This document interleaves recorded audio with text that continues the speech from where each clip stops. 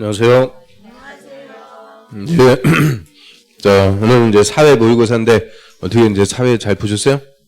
예, 이제 모의고사도 한 4번 보니까 이제 그냥 무던하죠. 처음에 볼 때는 그렇게 예민하고 그랬었는데 무던해지는 것 같아요. 그래서 우리도 벌써 이제 막바지입니다. 오늘하고 다음 주 한 번 더 시험 보고 그리고 공법 특강하면은 끝나요. 이 지긋지긋한 얼굴도 이제 안 봐도 돼요. 자, 아무튼 마무리들 잘 하시고요. 자, 오늘 사회 모의고사 하나씩 맞춰보도록 하죠.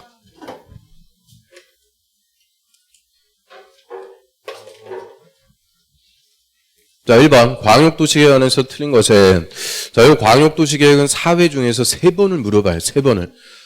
자, 1번에 광역도시계획에는 광역계획권의 지정 목적을 이루는 데 필요한 광역설의 배치가 포함된다. 맞고요. 그럼 광역도시계획은 광역계획권의 장기발전 방향 제시합니다. 거기서 장기발전 방향 하면은 대표적으로 기능 분담, 2개 도시의 기능을 분담. 그 기능 분담에서 잘 통할 수 있게끔 광역시설, 도로, 철도 이런 것들 배치에 관한 것들 포함된다. 맞고요. 또 이번에 인접한 2개 이상의 특광시군 관할구역의 전부든 일부든 광역계획권으로 포함해갖고 지정할 수 있죠. 특히 관할구역의 일부도 포함할 수 있어요. 인천광역시 전부 또는 일부, 서구 이런 일부만 포함해갖고 지정할 수 있고요.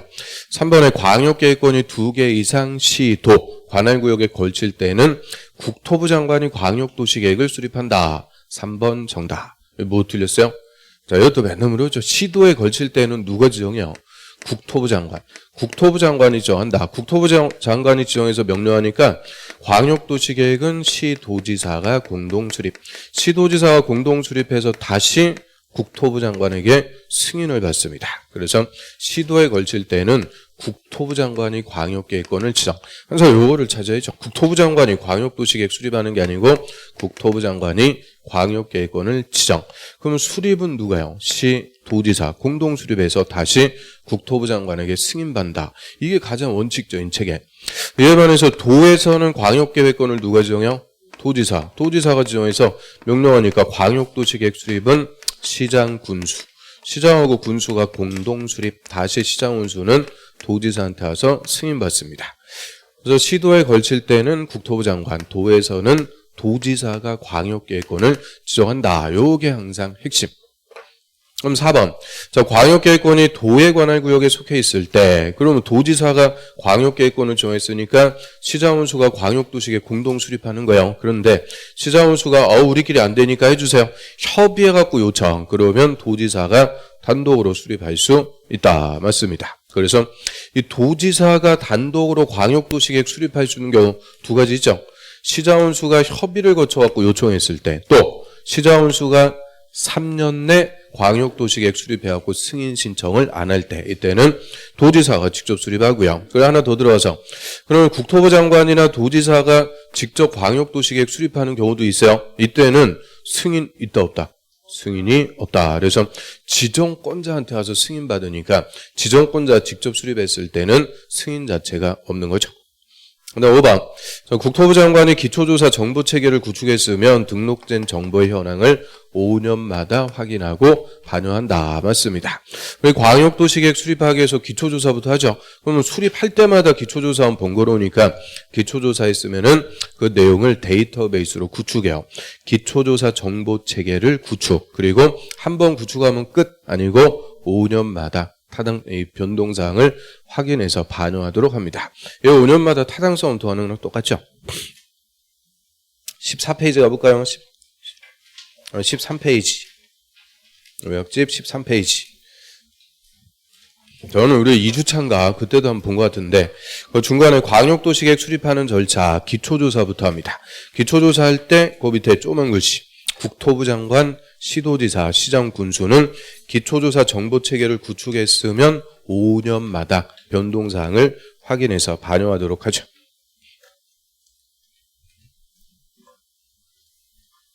이제 요약집 같은 거는 필요 없어요? 머리에 다 있는 거예요? 그거 뭐 한두 번 하는 것도 아니고.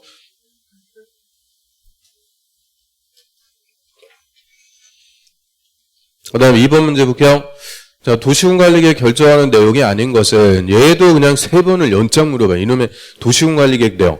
아주 저도 고집이 있어요. 아주 3번 그냥 연장 물어보니까 3번을 또 다 틀려 그냥.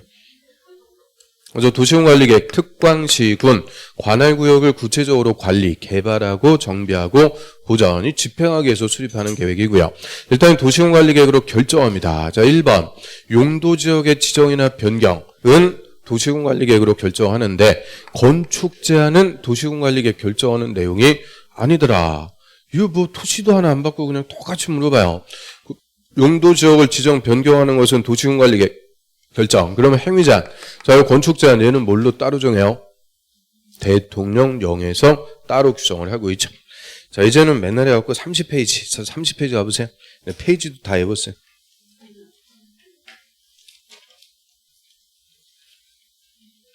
자, 맨 밑에 그 행위제한.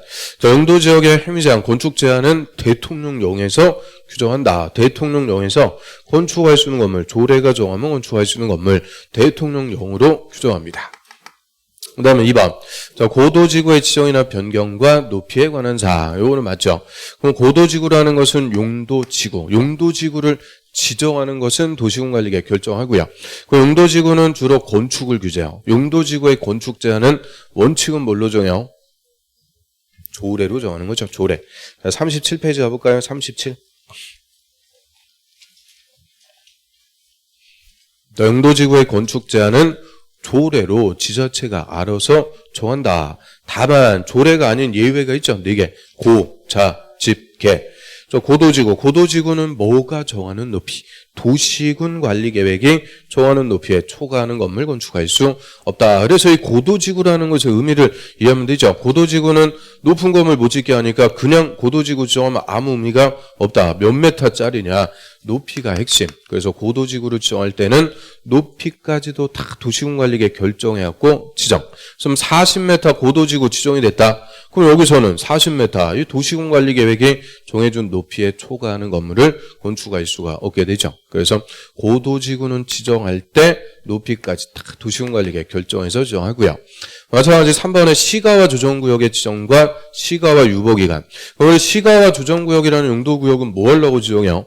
무질서하게 시가지로 난개발되는 것을 일정 기간 유보. 그래서 얘도 그냥 영구적으로 한 번 지어면 영구적으로 금지하는 게 아니죠. 한시적으로만 묶어두는 거니까 몇 년짜리냐 유보기간이 핵심. 그래서 시가와 조정구역 지정할 때는 유보기간도 다 도시군관리계획 결정해갖고 지정하고요.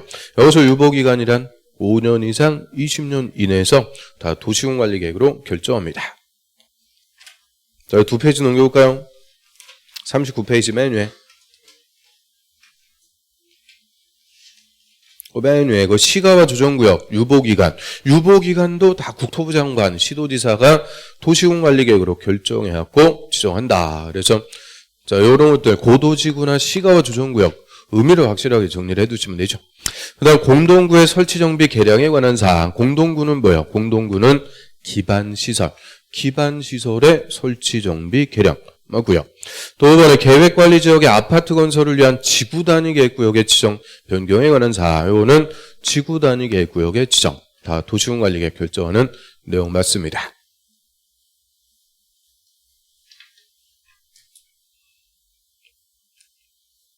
자, 5회차에서도 도시군관리계획 내용 물어보겠어요? 안 물어보겠어요? 그거 잘 아시면서. 그래서 아주 저도 고집이 있어요. 아주 맞출 때까지 합니다. 맞출 때까지. 그래서 오늘 용적률은 그래도 다 맞췄더라고요. 용적률 90% 맞췄는데 꼭 2명이 틀려. 하여튼.